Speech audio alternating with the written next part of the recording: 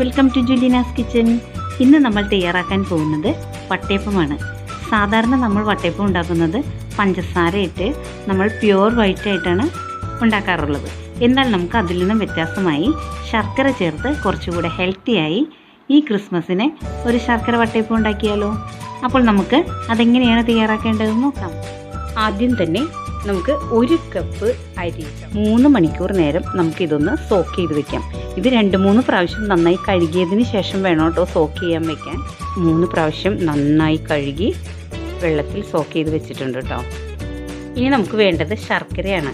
അപ്പോൾ ഞാൻ ഈ മെഷർമെൻറ്റ് കപ്പിലാണ് അരി എടുത്തത്. 250 ml മെഷർമെൻറ്റ് കപ്പാണ്, അതിൽ ഞാൻ അരി എടുത്തു. ഇനി നമ്മൾ എടുക്കുന്നത് 200 ഗ്രാം ശർക്കര കേട്ടോ. മധുരമൊക്കെ നിങ്ങളുടെ ഇഷ്ടത്തിനനുസരിച്ച് കൂട്ടുകയോ കുറയ്ക്കുകയോ ആവും. ഇനി നമുക്കിത് ഉരുക്കിയെടുക്കാം. ഇനി നമുക്കൊരു പാനിലേക്ക് ഈ ശർക്കര ഇട്ട് കൊടുക്കാം.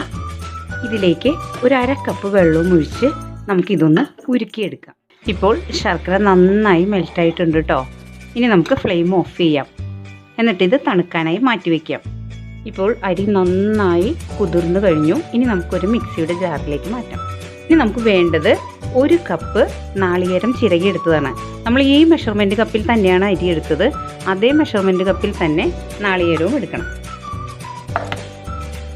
ഇനി ഇതിലേക്ക് ഒരു 1/2 കപ്പ് വെള്ളം ഒഴിച്ചിട്ട് നമുക്കിതൊന്ന് അരച്ചെടുക്കാം. ഇപ്പോൾ ഞാൻ നല്ല സ്മൂത്തായിട്ട് ഇത് അരച്ചെടുത്തു കേട്ടോ. കണ്ടോ, ഇതുപോലെ അരച്ചെടുക്കണം. ഇനി ഇതിലേക്ക് നമുക്ക് ചേർത്ത് കൊടുക്കേണ്ടത് 1/2 കപ്പ് ചോറാണ്. അപ്പോൾ ഞാനിവിടെ മട്ട റൈസാണ് എടുത്തിരിക്കുന്നത്. കുഴപ്പമില്ല, ഏത് ചോറായാലും കുഴപ്പമില്ല കേട്ടോ. ഇനി ഇതിലേക്ക് നമ്മൾ ഉരുക്കി അരിച്ചു വെച്ചിരിക്കുന്ന ശർക്കര നീരുണ്ടല്ലോ, അത് കുറച്ച് ഒഴിച്ചു കൊടുക്കാം. ഇനി ചേർക്കേണ്ടത് 1/2 ടീസ്പൂൺ ഇൻസ്റ്റൻറ്റ് ഈസ്റ്റ് കേട്ടോ.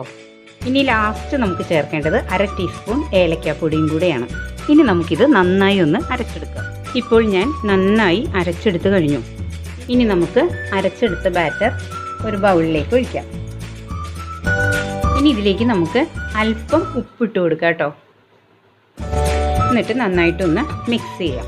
ഇതാണ് കേട്ടോ ഇതിൻ്റെ കൺസിസ്റ്റൻസി. ഓവറായിട്ട് ലൂസ് ആവാനും പാടില്ല, എന്നാൽ കുറച്ച് അളവ് വേണം കേട്ടോ. ഇതേപോലെ ഇരിക്കണം കേട്ടോ. ഇനി നമുക്ക് ഇത് മൂടി വെച്ച് ഇതിൻ്റെ ഫെർമെൻറ്റേഷൻ നടന്നതിന് ശേഷം നമ്മൾക്ക് വട്ടയപ്പം ഉണ്ടാക്കാം. നമുക്കിതൊന്ന് തുറന്ന് നോക്കാം. കണ്ടോ, നമ്മുടെ ബാറ്റർ നന്നായി പൊങ്ങി വന്നിട്ടുണ്ട് കേട്ടോ. ശരിക്കും 3 മണിക്കൂർ തികച്ചെടുത്തില്ല കേട്ടോ. അപ്പോഴേക്കും എനിക്ക് ഇത് ബാറ്റർ നന്നായി പൊങ്ങി വന്നു. ഇനി നമുക്കിത് മെല്ലെ ഒന്ന് ഇളക്കി കൊടുക്കട്ടെ. അധികം ഇളക്കരുത്, ഇതിൻ്റെ ബബിൾസൊക്കെ പൊട്ടി പോകരുത് കേട്ടോ. വെറുതെ ഒന്ന് ഇങ്ങനെ ഒന്ന് പതുക്കെ ഒന്ന് ഇളക്കി കൊടുത്താൽ മതി. ഇത് നമ്മളുടെ ഓരോരുത്തരുടെയും സ്ഥലത്തെ ക്ലൈമറ്റ് അനുസരിച്ചു, പിന്നെ നമ്മൾ എടുക്കുന്ന പച്ചരി ഉണ്ടല്ലോ അതിൻ്റെയൊക്കെ അനുസരിച്ച് കേട്ടോ ഇത് ഫെർമെൻറ്റേഷൻ നടക്കുക. പിന്നെ നമ്മളുടെ ഈസ്റ്റ് നല്ല ക്വാളിറ്റി ഉള്ളതായിരുന്നു.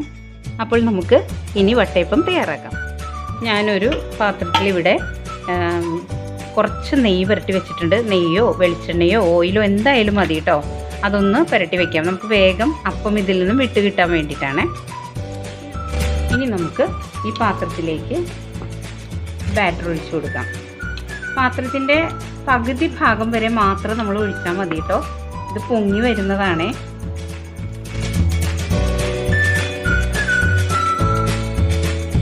ഇപ്പോൾ ഞാനൊരു ഇഡ്ഡലി പാത്രം വെച്ചിട്ടുണ്ട്. അതിൽ വെള്ളം ഒഴിച്ചു, സ്റ്റീം വന്നുകൊണ്ടിരിക്കുന്നുണ്ട്. ഇനി നമുക്ക് ഇതിലേക്ക് ഈ പാത്രം ഇറക്കി വെക്കാം കേട്ടോ. മൂടി വെച്ച് ഒരു 20 തുടങ്ങി 25 മിനിറ്റ് വരെ വേവിച്ചെടുക്കാം. 25 മിനിറ്റ് കഴിഞ്ഞു. ഇനി നമുക്കിതൊന്ന് തുറക്കാം. ഇനി നമുക്ക് സ്ക്വയർ ഇട്ട് ഒന്ന് കുത്തി നോക്കാം. കണ്ടോ, ഒന്നും പറ്റി പിടിച്ചിട്ടില്ല. അപ്പോൾ അപ്പം സെറ്റായിട്ടുണ്ട്. ഫ്ലെയിം ഓഫ് ചെയ്ത ശേഷം ഇത് പുറത്തേക്ക് എടുക്കാം. ഇനി ബാക്കിയുള്ള മാവ് ഞാനൊരു സ്റ്റീൽ പ്ലേറ്റിലേക്കും കൂടെ ഒഴിക്കുക കേട്ടോ.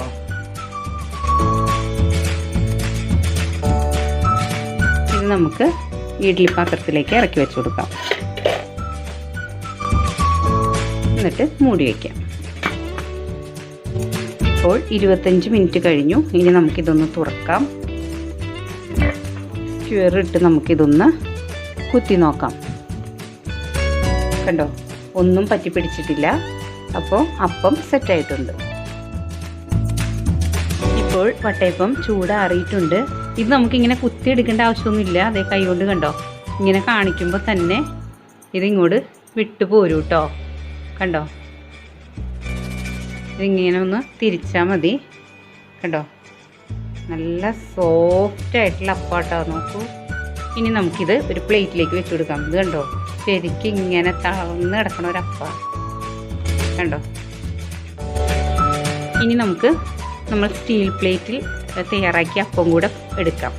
കണ്ടോ, അതും ഇതേപോലെ തന്നെ ഇങ്ങനെ വലിക്കുമ്പോൾ തന്നെ പോരും കേട്ടോ. ഇത് കണ്ടോ, അത്ര സോഫ്റ്റ് ആണത്. അതുപോലെ നമ്മൾ കയ്യിലേക്ക് ഇങ്ങനെ ഒന്ന് ഇട്ട് കൊടുത്താൽ മതി. കണ്ടോ, എത്ര സോഫ്റ്റാണ് നോക്കൂ. അങ്ങനെ നമ്മൾ വളരെ ടേസ്റ്റിയായി സോഫ്റ്റ് ആയിട്ടുള്ള ശർക്കര വട്ടയപ്പം ഉണ്ടാക്കി കഴിഞ്ഞു. നിങ്ങളെല്ലാവരും ഈ ക്രിസ്മസിന് ഇത് ട്രൈ ചെയ്യണം കേട്ടോ. നിങ്ങളുടെ ഫീഡ്ബാക്കൊക്കെ എന്നെ അറിയിക്കണം. നിങ്ങൾ ആദ്യമായാണ് ജുലീനാസ് കിച്ചൻ കാണുന്നതെങ്കിൽ ജുലീനാസ് കിച്ചൻ സബ്സ്ക്രൈബ് ചെയ്യാനും ലൈക്ക് ചെയ്യാനും ഷെയർ ചെയ്യാനും മറക്കരുത്. അപ്പോൾ നമുക്ക് മറ്റൊരു റെസിപ്പിയുമായി വീണ്ടും കാണാം. Thanks for watching.